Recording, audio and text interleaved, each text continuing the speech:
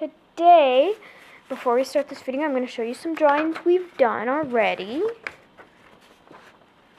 This cute one, we got this. And then this is my personal favorite one. This is one of my mom's favorites, I think. I don't know, I haven't asked her, but this is a cat and on a grapefruit. It's just another one of the ice cream sundae ones. This is one of my sisters, actually. I had to show this because I have to hold the camera a little, kind of, too. This is one of mine. It says Haley in it. Got this. Yes, and then we've got this. Put those over there. And now the drawing we are doing today is, I'm going to show multiple versions. We've got this one. It's got a little tail and a heart there and 3 there. This one only has the 3 up there, and a tail. Then this one is one of my favorites. It's got a background. I forgot the tail. And then another way you could do this is with a bear and different colors and stuff. Okay, so let's get drawing. Oh no, there's paint on my paper. Whatever. You're going to start by drawing it 1 inch from the bottom of your page. Make sure it's... Oh, I did it again. This is the second time recording it. Okay. Luckily, you didn't miss anything. So you're going to do 1 inch away from the side of your paper and 1 inch above your paper. So yeah. No, and then it's going to be, let's make it to 7.5. Wait, 1 minute. Sorry, my ruler was upside down. It's kind of upside down now, but let's make it to 7.5. No, let's do 6.5 inches across. 6. Okay, that's not really. It's not that straight, but it worked. Okay, now you're gonna go from your line thingy. You're gonna make it to 4.5 inches high, and you're gonna go across to the 6.5 inch again.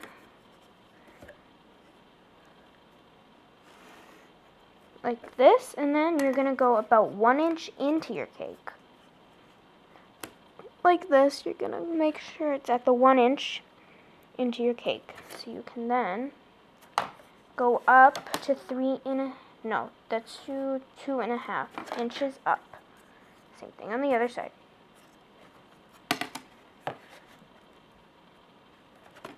My pencil's not sharp anymore. I did 2.5 inches up, and it doesn't matter how much across. It's a tiny cake, so it's going to be about 4.5 inches across. Okay. So that's what it looks like from top to finish. This little cake up here looks tiny, because it is, but I need room for the cat head. Okay, now you're going to make as many lines as you want on this top tier.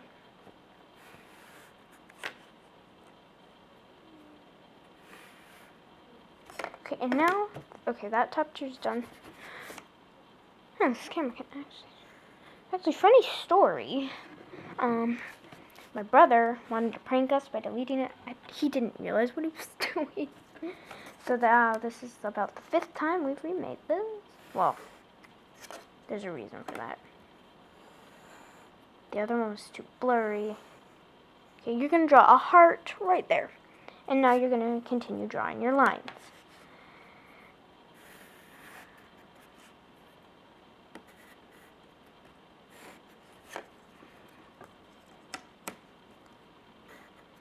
Okay, so you're just going to continue drawing your lines.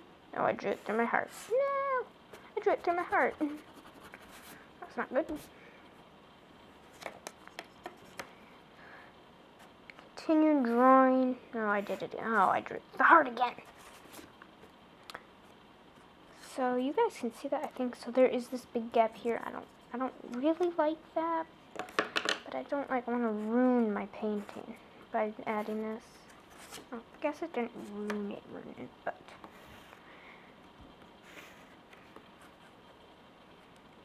almost done with this part. This is my least favorite part in this drawing. Okay, so that's what it looks like. Okay, now you're going to draw a curve going up like that. And another curve on the same side, and you're going to round it off. Oy, it's another square head.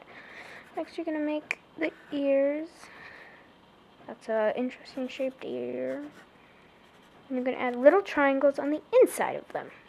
Next, for the eyes, you're going to do this, I don't know what it's called. I'm going to call it an oval thing with a little thing on the inside. Make the eyes, and then a small triangle for the nose with 2 fish hooks back to back with a smile. Okay. That is the drawing. Okay. Oh, I actually made good time this time. Okay. Now, the supplies you're going to need for the painting. Well, before we start the painting, you're going to want to take a Sharpie and outline anything, the mouth and the black part of the eyes. And then you're going to take the pink Sharpie that I have here and do the nose and the inside of the ears.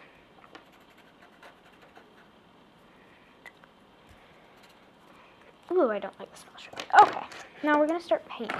So I've got 2 palettes here. I've got this one right here, and it's a doubled with a white tube of paint. And this one, which my grandma sent, which, as you can see, I've used with a brush. This brush used to be white. And it's kind of turned black now. Why is the green end? Okay. Well, so the paintbrush I'm going to use today is going to be this one. It's one of my favorites. Okay, we're going to start. Ugh. Why is this my favorite? It's so hard. Okay, whatever. I already chose it. Okay, we're going to dip it in brush. We're going to start with the cake. Actually, no, we're going to do the background first because...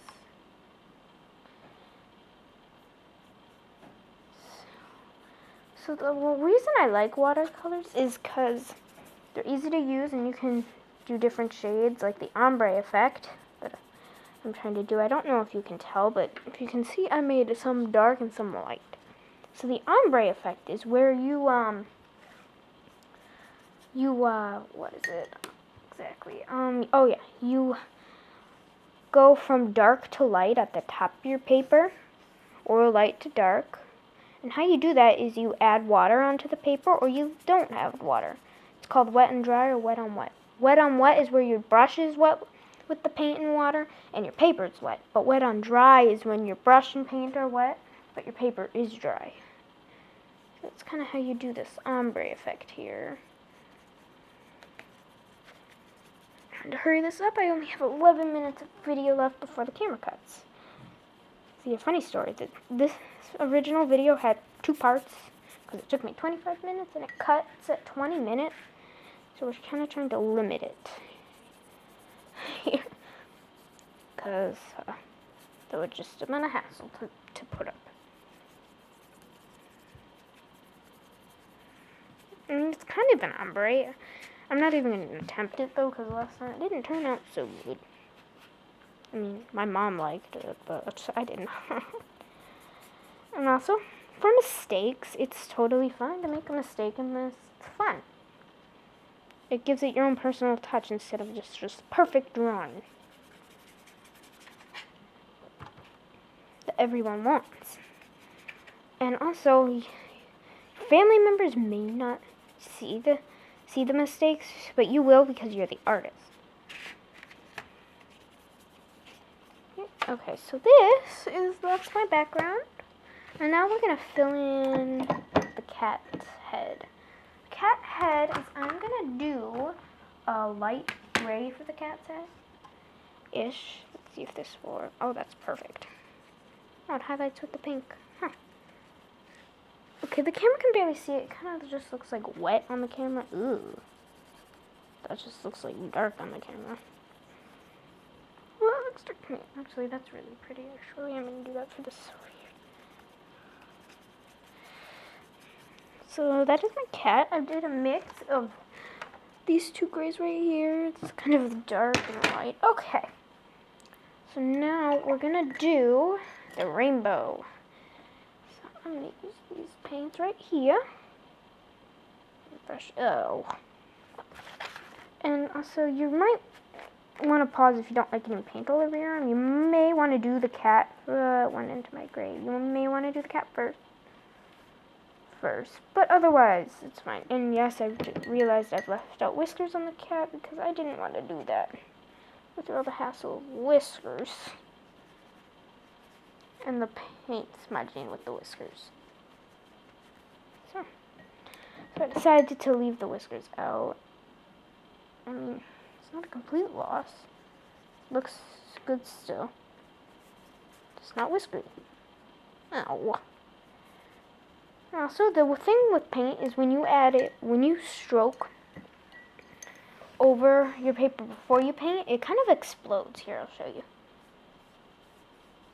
Please don't spread into the other paint. I'm gonna grab green and watch. See, it kind of explodes like that. It's really cool. But if you want it to stay in one place, you're just gonna leave the paper dry. Like I did with the other stuff here, because I didn't want it exploding into my other drawings. Oh no, look what happened to the cat. The red kind of exploded like that. Green. Ah! No! Oh.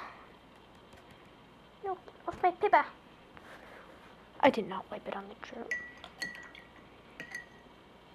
So now we're going to choose that color scheme again. Oh, it also got on the heart. That's great. Okay, blue paint is not my friend today. I love blue paint. Sorry if you hear noises in the background.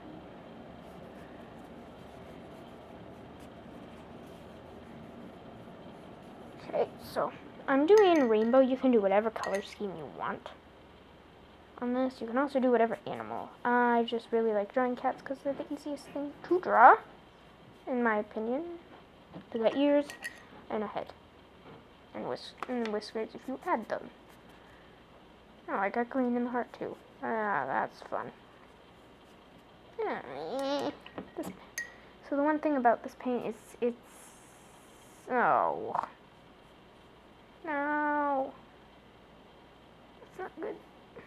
It mixes like right there. Now I've got a puddle of paint and nothing to do with it. Okay, the best thing you can do when that happens is you lean your paper and try to keep it in the zone that's not, oh boy. Well, I've got stained palms, but I saved the painting. Ish. In my opinion, it still looks a little, oh please don't spread into the blue. Yes, it didn't spread into the blue. I'll do the heart last. Oh, I've only got 6 minutes left. Okay. I'm gonna have to speed this up a little. Oh, it spread into my purple because I rushed. No. That's not good. Okay, I'm gonna take this piece of paper here. That is my notes. Oh, actually, that is kind of cool. Okay, now I really have to go because I only have 6 minutes left on this video before it cuts.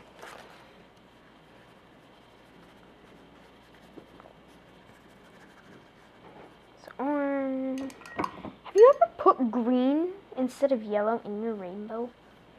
I always do that, and it's so annoying. Because, oh, I got paint all over.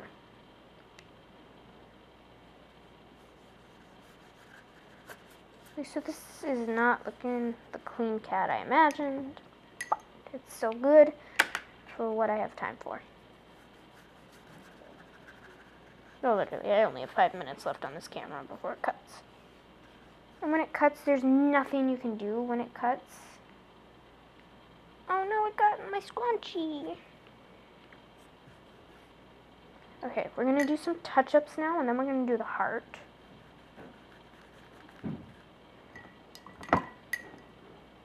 Okay, my water's turned all colors. No! Oh boy.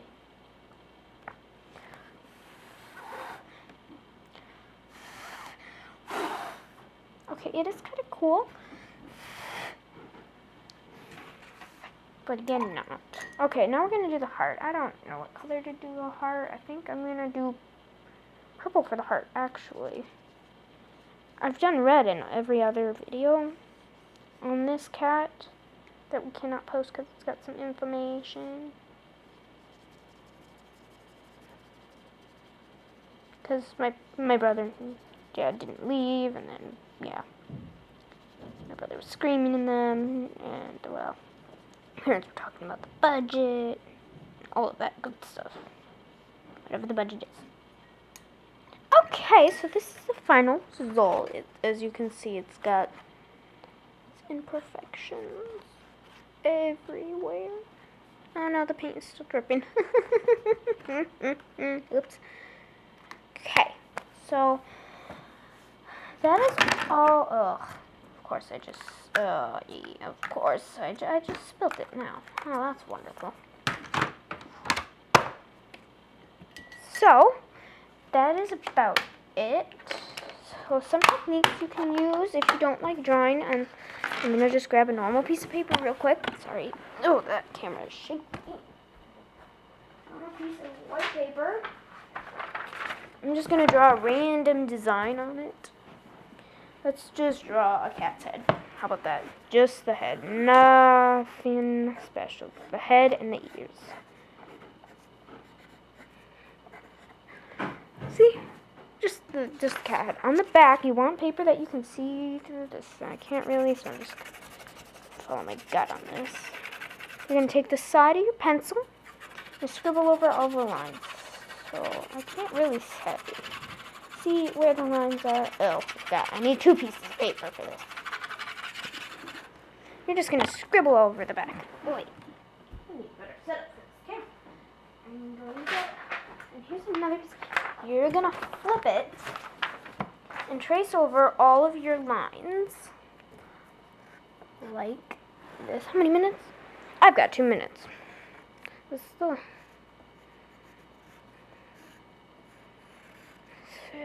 Okay, so you're just going to trace over all the lines and push very hard with your pencil. Like, you're not going to break the pencil hard, but...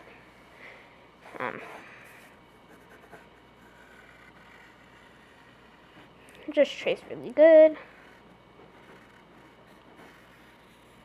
Okay, so now on this paper you kind of have an outline. You can barely see it. I mean, you can kind of see it. There's just a thin outline, so you can paint over it and do whatever you want with it. Oh, and here's some tips. If you put water in your paper before you paint, it is lighter.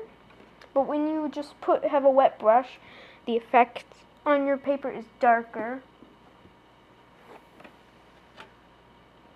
A minute, my mom made notes for this.